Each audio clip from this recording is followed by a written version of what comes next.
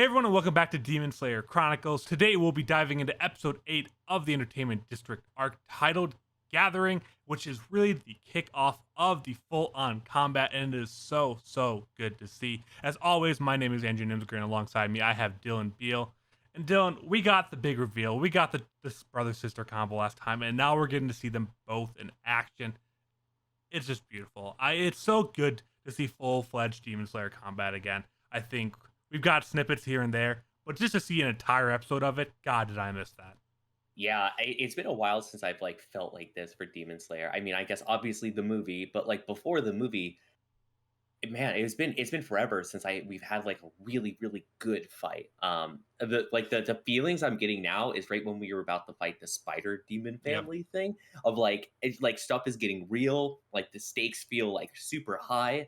So I'm into this right now. It's awesome, and also Yeah, both the demons are really cool. yeah, both in a unique way and almost yeah, the distinct personalities of both of them are so cool. But before I start talking about specific fights or anything like that, let's just do a very quick high level recap for those of you that didn't just watch the episode like Dylan and I both just did.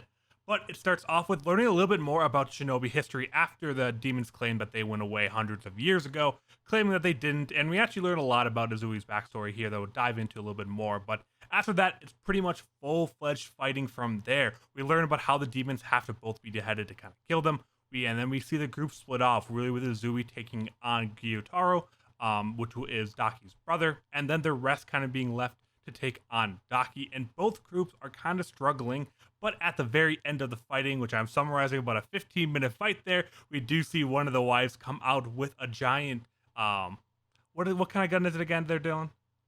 I have no idea what it's actually called, but it's just like a kunai launcher. Kunai launcher. Kunai launchers is what I'm looking for there. A giant Yeah. kunai launcher where a bunch of them fires in. Azui uses that opportunity to burst in, and him and Tenjiro are both about to get the head of Gyutaro cut off right at the very end of the episode. We'll have to wait to see in episode 9 of what goes on there. So that is a 30-second summary of 25 minutes of fighting. So obviously we'll dive more into that. But before we go with anything like that, do we want to start a little bit of Azui's backstory, as that's what kicked off the episode? Yeah. Let's definitely talk about that because we've been getting like a little bit of sprinkling of what's been going on with him, but this is like the first time everything's like actually kind of coming together, right? No, yeah. I think also as the fighting is starting to build, we're also getting Izui's character starting to build more and more. I think Hmm. the first couple episodes, after Daki was exposed, we didn't see Izui too much. But now that he's here, we got a snippet of backstory here. I'm sure we'll continue getting more as it kind of goes forward and the fight intensifies. So I kind of like how both things are building at the same time. So ultimately, they both kind of climax at the exact same moment, which is going to make for a great emotional payoff for Izui, and then also at the same time a great conclusion to the fight, which I think is the best way to kind of do this when they're introducing characters and don't have a ton of time to really flesh them all out at once. Yeah. And one thing I kind of noticed, I don't know if you've gotten this vibe too, but I felt the same exact way. One, when we saw all the Hashira for the first time, and then two, when we were first introduced a little bit more formally to Rengoku, is whenever we see Hashira for the first time, they don't they don't feel human. Yeah. Like whenever they talk, it never feels like they were talking at the main characters. It always seemed like they were just like looking straight into the distance and they were just saying things. And it never felt quite human. I think it obviously was done purposefully, but like now, the past couple episodes, but really now, like Asuya, like I'm feeling like he's a real character, and he's like he literally feels warmer, I guess, like in his dialogue and the way that he's acting. Obviously, it's probably an intentional thing, but like that's the stuff I'm starting to pick up on. And obviously, with more of the backstory coming in here, it's like, oh, well, of course, like this is a way to like start to open up the character for us. Yeah, I completely agree. And I think kind of learning more about kind of killing his brother, the history, and all of his siblings kind of being killed off until there's just two of them left, and then kind of leaving all that behind to go and join the Demon Slayer Corps. We saw that conversation with a younger of the Demon Slayer Corps leader and all that kind of stuff. So I just think it's really kind of backstory that we don't really get. I mean, we don't know much about Tanjiro's backstory before that. Rengoku's, we got basically no backstory. So it is kind of interesting how they approach each different character differently. And Azui, that came off in the very first episode where they just started kidnapping the three girls from the butterfly house, to now being actually the person that was against that. That's why he had to kill his brother, because he wanted to really care about his underlings. It's really kind of interesting of how it looked like he was going to be his brother, but turned out to kind of be the opposite side of that as we learn more about him and he gets warmer, like you were saying. Yeah, yeah, I'm loving his character so far. I think they do a really good job of like I feel like this way with like all the characters, but like they all grow on you a lot. And Yeah. by the time you get like towards the end of a season or arc, you're like, I love this character, they're incredible.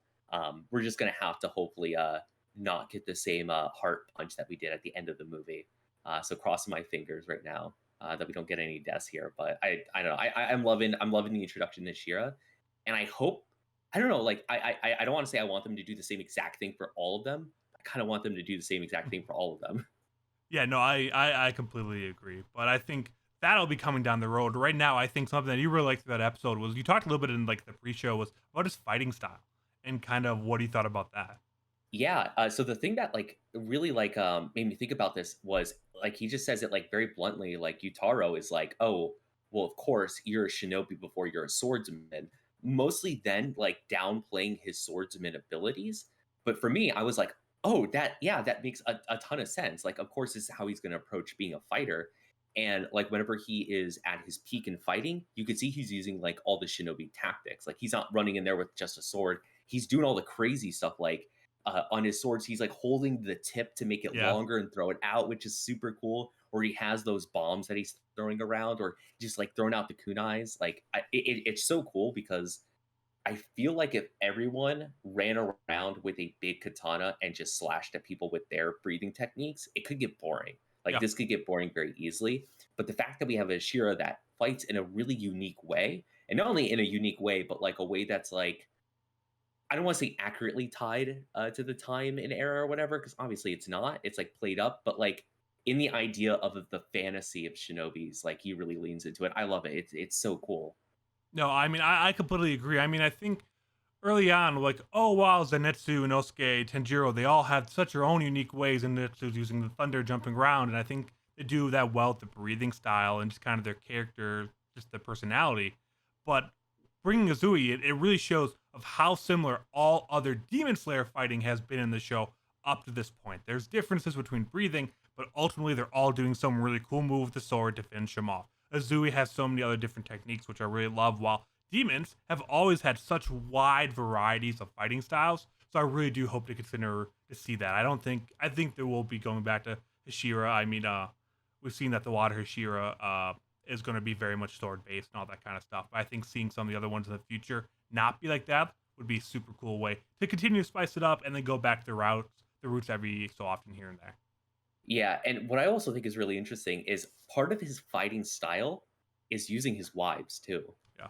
which is really cool because like at least like trying to think back on what everyone looked like, and I don't think his wives were with him when we first saw all the Shira, but like I w- I think this is probably a unique thing. I don't think that there are like non-Hashira fighting with Hashira. Like they seem to be like an individual Yep. there. Now that might change or whatever. Like they might have a crew, but like at least this one, this is the first time we're seeing like Hashira has like people with them fighting with them. And actually, I don't know if we picked up on this, but are they a part of the Demon Slayer Corps? Like, are they members or like is he the Hashira and they're just like obviously they're really good shinobi, but like, are they just with him, or are they like in the organization too? I wasn't able to pick up on that. I see it's like how Nezuko is with Tenjiro. Tenjiro is part of the corpse, Mm, but you can have other people along with you. I don't think they're ever going to say no to getting more help.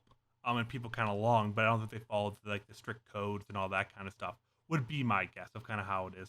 And I think, I mean, really, they seem to always be out doing their own kind of stuff. Like he sent them out to this whole arc is based off them going undercover for months or God knows how long. I don't remember, but so I'm sure they're not actually with him a ton of the time. I'm sure mostly they're probably gathering information on demons. He comes in and then they go on and do their own thing after that. Would be my guess of kind of how that works, rather than fighting I alongside him.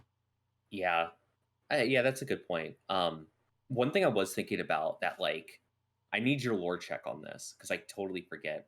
So the stuff that they were talking about with the kunai, it was made with the same stuff that they make the Demon Slayer corpse katanas out Wisteria. of. It's the So same material. no, so I think they were wisteria tipped. Is kind of how I took it off. There's a poison in them or something kind of Mm, like that. That's usually kind of based off wisteria. Kind of like how the shell, like those kind of bombs he had early on, had kind of wisteria built into them. That's why they're able to damage Daki.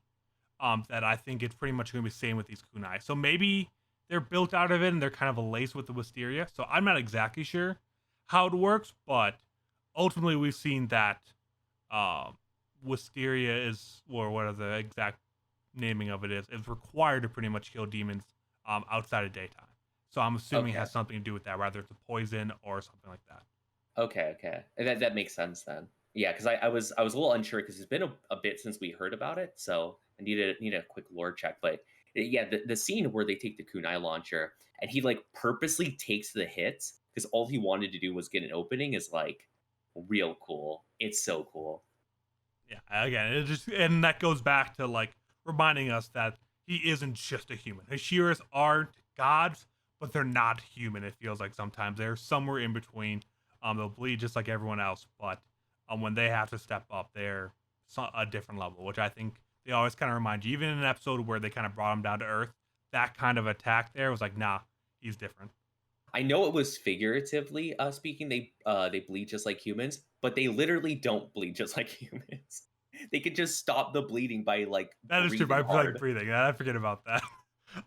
Okay, so I think the last thing that we got a lot of on this one is Gyotaro's fighting, his kind of position, the introduction of cutting off both heads at once, like that. There's two parts of the upper six, and just kind of diving Yeah. into that and what your initial reactions are to seeing all that. Yeah, I just I don't want to dive too much in like the how does this work because it's a fantasy anyways, but Fair. like how does that work of where two beings are actually one being somehow, but they all both have different abilities? So like I like how does that work? Does is he normally like inside of her I think so. like all the time? And like is he the main unit? Are they both equal units? I think they're both equal units. I think they're both parts of the upper moon because we saw that during this episode that she still has another eye with the upper six in the middle of her forehead. And that, but they're combined in a way because we saw that at one point they were both saying the exact same things in one. So I think they're connected beyond just siblings in a way, through the cells. So I'm taking it as like 6-1, 6B. I'm Yeah. 6A, 6B instead of like two separate units. So I don't know how they merge. That's something that I don't think will ever be explained. But I think they're 50-50. But I don't know why he's stronger though. Which doesn't Yeah. which I don't know. again adds so many questions to a lot of this that I think it's kind of we talk a lot about My Hero. Is I think Horikoshi does a great job for My Hero, the manga-kun, of never explaining things. And I think over explaining this here would take away from some of it. It's just like, Yeah. God, these are both cool. They've killed a ton of Ashira, and we have to kill them both at once. That's all that matters. We'll figure out everything else after the fact if we need to. And I think that's the best way to kind of approach this. So I think it's fun to kind of maybe think about for a second here and there, but we'll never get the answer. So we can sit here for 3 hours and talk about it if we wanted. Yeah, I don't know why he is more powerful. Um, but his abilities are way deadlier for sure. Like Yes. obviously he has the speed advantage because like and that's like classic trope of like understanding power levels is they just do speed. Yep. Which I always like. I don't know why it's still always hype, like no matter what show it's in. Because they do this for Dragon Ball too, of where it's like a speed test, and that's always like the Yeah. indicator of like how powerful someone is. My But eyes also can't even his keep up with them. They're moving so fast. Like that's in every single exactly anime ever. Exactly. But I also like his abilities. Like, so he has the blood, obviously, that's super strong, but also has like the poison on it too. Which, like, all right, do you think they're out collecting poison for this, or do you think the poison is it like an innate ability that he I think has? the poison kind of comes from something within like the demon blood or demon or like Muzan Mm, cells or something kind of like that. That I think. Um, but I guess I don't know because then why is Zui immune to like the demon blood and stuff kind of like that? Like poison's not always the same kind of poison. Again, I think in this world you have to treat like all poison is just the same no matter what, which makes no sense at all. But well, so what I thought it was, so like the one take could be that like you're taking small amounts of poison to build a resistance to it. Instead, my take on this one, and this is getting crazy, but my take on how he trained his body for poison was on how he trains his own liver. That's my take right there. Is that he trained his own liver to be able to process it or something, or I don't know, like or his blood, so that like it's not a specific poison that he is like accustomed to. He's accustomed to the idea of okay, things poisoning him because we've seen that be very common with Demon Slayer already of like controlling your breathing to do things like stop your internal bleeding. Like Tanjiro does this. 'Cause doesn't Rengoku teach him that ability of I like think so. here's how to stop like the internal bleeding, like to breathe like this. So why couldn't Asui just like train his body to be able to process any poison better? It doesn't seem that far. I mean, it doesn't seem any crazier than stopping internal bleeding. If I'm Yeah. being honest with you, like, there's nothing like I don't think there's been anything kind of from the Demon Slayer side that like obviously it's all kind of far stretched, but I don't think we've gone anything like past and over the edge of like okay, this is just kind of very silly anime kind of based. Everything still seems realistic in the world of Demon Slayer. And also, okay, I'm so sorry. I'm so sorry. I don't mean to be that person, but this is Venom. What? It's Venom, not poison, right? I don't Because know. poison you gotta ingest, right? He says And poison tipped. Unless that might be a translation yeah, difference. yeah. But from everything I've ever read, I'm pretty sure it's poison. Like poison blades are a thing. It might be venom the technicality, but you wouldn't say venom to I blades. You still say poison to blades. I kind of like the term Venom the Blade though. That sounds really No, cool. It that sounds so sounds cool. How is that it sounds not dumb. I cool? thought I thought you were talking about like the anti-hero Venom from Marvel. I'm like, what are you talking about at first? No, poison just works better. Everyone understands exactly what it means. I'm gonna start saying I Venom the Blade. That's I way edgier and way I cooler. do not. That is edgier. I do not like that. All right. What else you got? Anything else on these kind of things? So I think we touched kind of on their his little bit of history, both their kind of fighting styles and all that kind of stuff. Obviously, do you think that this is going to be the end of the fight as they're about to cut out his head off at the end?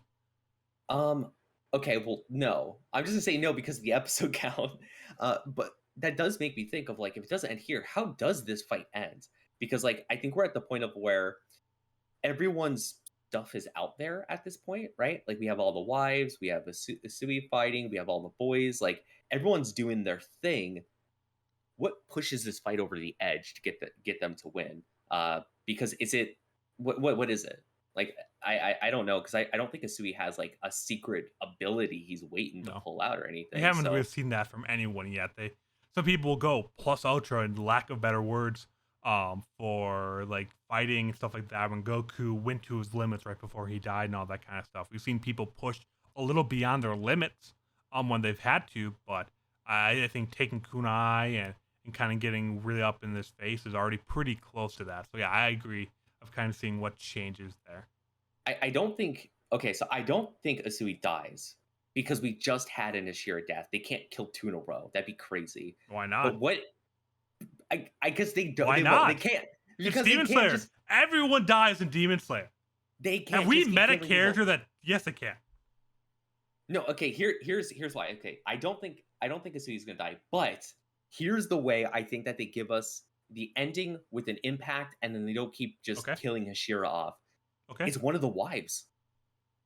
It's one of the wives that does it. Like, like I could paint out the end of the fight of where things are getting really tough, and like they want to take him out or whatever, and then like one of the wives who is ultra dedicated to Asui, like they keep reiterating how much they love Asui and like would do anything for him, is the one to jump in front. And it's like this whole big moment of where Asui is like, well, I got to save everyone here because there's a ton of people. And but by doing this, he won't be able to save the wife. And it's like he's like coming to grips with it. And they've been not hyping up, but they've been talking about the relationship that his wives and him have and all the things that they've been through together. It could be a good end to the fight. It could be so It could good. be a great end of the fight. Don't kill Morishiro, please. Well, That's all I want. we'll have I to just wait. We got 3 episodes left after this. But yeah, But I think that's the only thing I'm kind of thinking about how they actually end the fight. But yeah, that's all I got because this is mostly like fighting episode, and it's hard to talk abstractly about fighting episodes a little bit, but it's good. The fights are really good. The choreography is really good. I like the abilities that are being used. The animation's really good. I just want more. I just want to keep watching it. well, good thing you get more because we're gonna wrap up this episode going through everything that happened in episode 8, Gathering, and we will be back to go through everything that happened in episode 9 as the fight continues. Thank you all so much for listening and watching. If you're looking for more, as always, go over to youtube.com/class1a to get everything over there, or twitter.com/class1apod to make sure to stay updated with everything we're going to do over there, Demon Slayer and My Hero Academia related. Thank you all so much for watching, and hope you guys come back for the next episode.